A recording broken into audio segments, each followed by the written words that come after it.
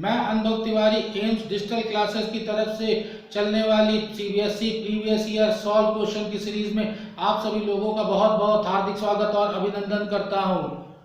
आपको पता है कि हम लोग इस समय पार्टनरशिप एडमिशन के गुडविल ट्रीटमेंट के ऊपर क्वेश्चंस को कर रहे हैं। तो आज हम लोग ऑल इंडिया 2006 के क्वेश्चंस को लेंगे।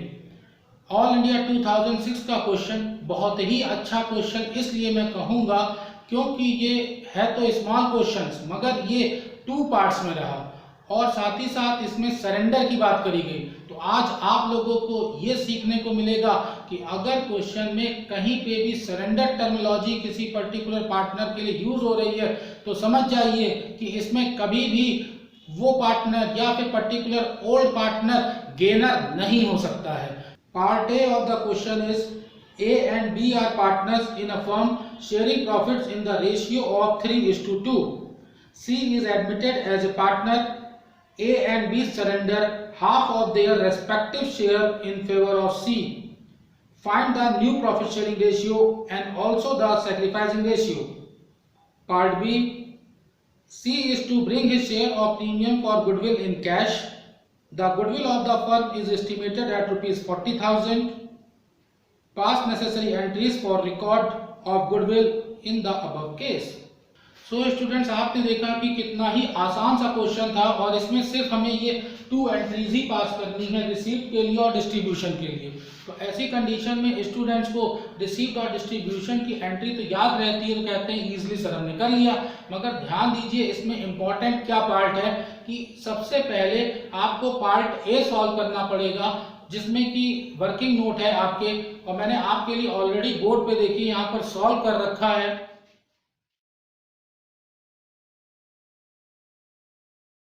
जैसा कि अब आप क्वेश्चन में देख रहे हैं कि हमको न्यू प्रॉफिट शेयरिंग रेशियो और सैक्रिफाइसिंग रेशियो सॉल्व करना है।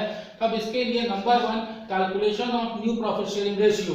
इंपॉर्टेंट बात यही स्टार्टिंग में समझ लेनी होगी आपको कि ए और बी पार्टनर है और इन लोगों ने सरेंडर किया है half share in favour of C. बिल्कुल यही लैंग्वेज लिखी हुई है कि surrender in favour of C. तो जैसे ही बेटा सरेंडर है तो ये बात स्टार्टिंग से ही क्लियर हो जाती है कि इसमें कभी भी पार्टनर्स दोनों गेनर तो हो ही नहीं सकते। तो आपके लिए बहुत ही अच्छा है कि डिस्ट्रीब्यूशन की एंट्री में कोई भी ओल्ड पार्टनर्स ऑफ डेबिट नहीं होगा। तो आइए कैलकुलेट करते हैं। तो इस कंडीशन में ए अपने ओल्ड शेयर से हाफ दे देंगे क्योंकि हाफ शेयर यहाँ पर दे रखा है। ए का ओल्ड शेयर 3:2 क्वेश्चन में गिवन है तो इसलिए 3/5 ले लिया जाएगा। इसके लिए हाफ इन्होंने दिया है तो मल्टीप्लाइड बाय हाफ करेंगे तो 3/10 हो जाता है। ठीक इसी तरह से बी ने भी सरेंडर किया है तो बी का ओल्ड शेयर 2/5 लेंगे। क्यों? क्योंकि क्वेश्चन में 3:2 ओल्ड रेशियो गिवन है। आफ्टर दैट इनटू 1/2 करने का मतलब है क्योंकि हाफ इन लोगों ने बेटा सरेंडर किया है, तब इसका मतलब हुआ कि अब लेफ्ट कितना हुआ 2/10। तो आप ये जान गए कि ए के पास न्यू रेशियो जो बचकर आएगा वो 3/10 होगा और बी के पास जो बच के आएगा वो 2/10 होगा। आइए अब इसके बाद में इंडिविजुअल हम लोग कैलकुलेट करके भी ए और बी का शेयर देख लेते हैं। अदरवाइज जरूरत तो नहीं पड़ेगी क्योंकि ए का न्यू रेशियो ही अब 3/10 आएगा और बी का भी 2/10 आएगा। मगर क्योंकि क्वेश्चन में स्पेसिफिकली सॉल्व करने के लिए कहा गया है तो एग्जामिनर चाहता है कि आप उसको सॉल्व करके दिखाएं। तो इस हालत में हम ए का पहले न्यू शेयर निकालते हैं और फिर हम बी का न्यू शेयर कैलकुलेट करते हैं।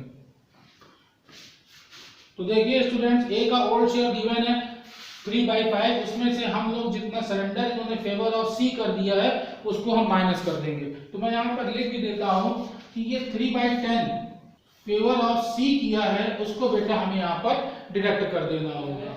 आफ्टर देन इसको हम सॉल्व करते हैं क्रॉस मल्टीप्लिकेशन लेकर के। ये ऑलरेडी मैं प्रीवियस कई क्लास में सिखा चुका हूँ तो इसके ऊपर ज्यादा समय नहीं दे रहे। 3 × 2 -3 करते हैं। 3 × 2 ए का पोर्शन और -3 करके सॉल्व करके लाएंगे।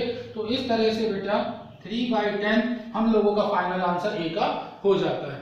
ठीक ऐसे हम लोग बी के ऊपर आते हैं। तो बी का ओल्ड शेयर 2/5 है और इन्होंने इन फेवर ऑफ सी 2/10 अपनी तरफ से दे दिया। तो अब 2/5 में से 2/10 को जब हम डिडक्ट करते हैं देन वी विल गेट 2/10। तो देखिए यही 2/10 हम ऑलरेडी स्टार्टिंग में यहाँ पर सॉल्व कर चुके थे और यही 2/10 ऐसे निकाल कर लाए। तो कुछ स्टूडेंट्स को फिर लगेगा कि सर क्या जरूरत है, हम ऑलरेडी सॉल्व कर चुके हैं। तो मैं सजेस्ट करना चाहूंगा आपको, क्योंकि बेटा क्वेश्चन का एक स्पेसिफिक पार्ट था कि आपको कैलकुलेट करना है न्यू प्रॉफिट शेयरिंग रेशियो, तो शॉर्टकट से आप ना सॉल्व करिए, स्टेप वाइज सॉल्व करिए, इसके बोर्ड एग्जामिनेशन में आपको मार्क्स मिलते हैं। देन इसके साथ में क्वेश्चन में सैक्रिफाइसिंग रेशियो भी दे रखा है। तो आप लोगों को पता है कि सैक्रिफाइसिंग रेशियो देखिए हम लोग सॉल्व करते हैं तो फॉर्मूला होता है old share minus new shares. तो इस हालत में हम लोग ओल्ड शेयर में से न्यू शेयर को और डिडक्ट कर देंगे। तो ए के शेयर में ओल्ड शेयर 3/5 है माइनस 3/10, क्योंकि अब ये न्यू शेयर हो जाता है। ए के लिए सॉल्व करने पर आंसर हमारा 3/10 आता है। ठीक, बी का भी ओल्ड शेयर 2/5 है माइनस 2/10, क्योंकि इन्होंने 2/10 दे दिया है इतना पोर्शन और इतना ही इनके पास बचा है, तो न्यू शेयर 2/10, इसको सॉल्व करने पर बचता भी हम लोगों के पास 2/10 ही है।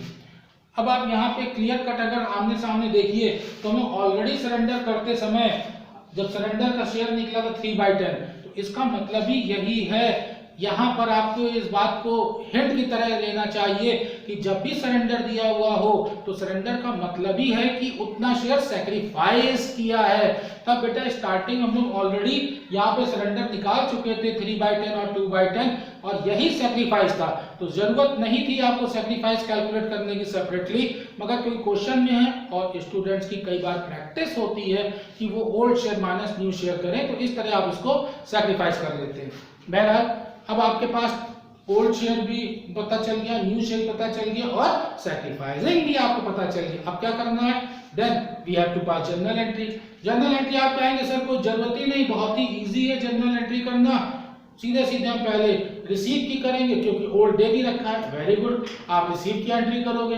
तो जैसे ही आप बेटा रिसीव की एंट्री पास करते हो तो क्या होगा, आप कहेंगे सर कैश में था, सिंपल एंट्री करेंगे cash account debited to premium for goodwill. तो देखिए cash account debited to premium for goodwill हमने यहाँ पर लिख दिया। अब बात आती है अमाउंट क्या लिखें। देखिए क्वेश्चन में कहीं पर भी सी का प्रीमियम का अमाउंट नहीं दे रखा है। तो जब कभी भी ऐसी कंडीशन है तो आपको घबराने की जरूरत नहीं है, क्वेश्चन में ही बेटा हिंट गिवन रहता है। तो देखिए क्वेश्चन में गिवन है गुडविल वैल्यू। गुडविल वैल्यू कितनी है, यही है आपकी फर्म गुडविल 40,000। तो हम लोगों ने इस 40,000 जो कि हम लोगों की फर्म्स गुडविल हो है, इसी के ही ऊपर कैलकुलेट कर दिया। तो इस फर्म गुडविल में सी का न्यू शेयर होता है 5/10, हम डायरेक्टली शेयर निकाल लेंगे। तो 40,000 पे हम 5/10 कैलकुलेट करते हैं तो 20,000 शेयर होता है। अब आपका अमाउंट मिल गया और इजी हो गया। तब आप 20,000 वैल्यू को मेंशन कर देंगे। After then next entry distribution की। तो डिस्ट्रीब्यूशन बिल्कुल इजी है, सैक्रिफाइसिंग रेशियो में आपको डिस्ट्रीब्यूशन कर देना है। तो premium for goodwill to as capital to बीस कैपिटल इन सैक्रिफाइसिंग रेशियो, जो कि हम ऑलरेडी कैलकुलेट कर चुके थे। तो मैं उम्मीद करता हूं कि आज का वीडियो लेक्चर आप लोगों को ये क्लियर करने पर सफल हो चुका होगा कि अगर क्वेश्चन में कभी भी सरेंडर लिखा हो तो सरेंडर को डायरेक्टली अपने माइंड पे आप सैक्रिफाइसिंग रेशियो मानेंगे कि इतना सैक्रिफाइस कर रखा है। और अगर कभी भी क्वेश्चन में न्यू कमिंग पार्टनर का शेयर डायरेक्टली गिवन नहीं है तो फर्म शेयर अगर गिवन है या फर्म वैल्यू अगर गिवन है, तब आप उससे इसकी वैल्यू को कैलकुलेट कर सकते हैं। मेरी शुभकामनाएं आप लोगों के साथ हैं कि आने वाले बोर्ड एग्जामिनेशन में इस तरह के टॉपिक को आप लोग अच्छे से कर सकें। और अभी हम लोग 2006 ऑल इंडिया के ऊपर वर्क कर रहे हैं, ऐसे ही 2006 दिल्ली का होगा, इसी तरीके से 2007, 2008 और इसी सीरीज को हम लोग आगे बढ़ाते चलेंगे। अगली सीरीज पे आपसे मिलते हैं, तब तक के लिए जय हिंद जय भारत।